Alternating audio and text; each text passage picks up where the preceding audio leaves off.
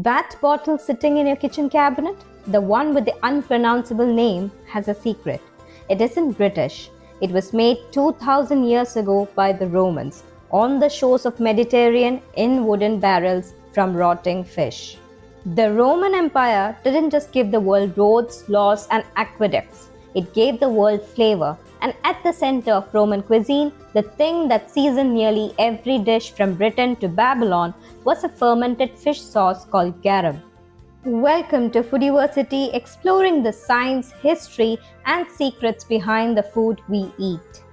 Today, we are going to trace an unbroken thread of culinary evolution from a Roman kitchen to your dinner table. And by the end of this video, you will never look at Worcestershire sauce the same way again. Garum was made by layering whole fish, guts included, with salt in large clay vessels or wooden vats. The mixture was then left out in the sun, sometimes for months. The fish would break down through a process called autolysis. Essentially, the fish's own digestive enzymes consuming themselves from the inside out. What was left behind was a dark, pungent, intensely savory liquid, and the Romans loved it. Garum appeared in nearly every recipe in the ancient cookbook Apicius, Rome's oldest surviving culinary text.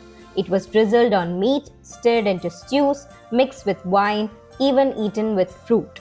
It was also big business. Archaeologists have found garum production factories called citariae across the Mediterranean in Spain, Portugal, North Africa, and Italy. Some of these factories were enormous, capable of producing thousands of liters at a time.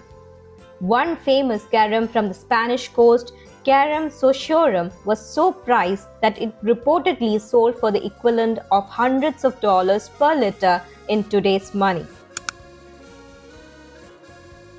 With the collapse of the Western Roman Empire in the 5th century, the vast trade networks that supplied garum across Europe simply stopped. Medieval Europe largely abandoned the tradition.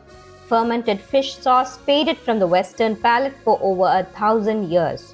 But the idea never fully died. In Asia, the tradition of fermenting fish into sauce never stopped.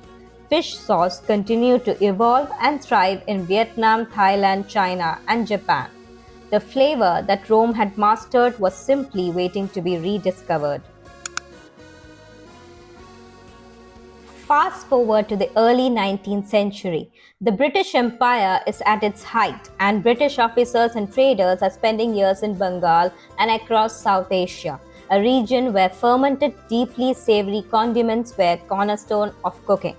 When these men returned home to England, they craved that flavor, that deep, umami-rich, complex taste they have grown used to in India. Two chemists in Worcestershire, England, John Wheely Leah and William Henry Perrins, made it possible. Around 1835, a local nobleman, Lord Sandys, who had served as governor of Bengal, supposedly brought them a recipe for a sauce he had encountered in India and asked them to recreate it. The chemists made a batch, they tasted it. It was awful. The barrels were moved to the cellar and forgotten. Then sometime later, someone opened those barrels again, and the sauce had transformed. The fermentation process, the very same biological alchemy that had made Roman garum great, had done its work. The harsh, pungent notes had mellowed, deep, complex savory flavors had developed.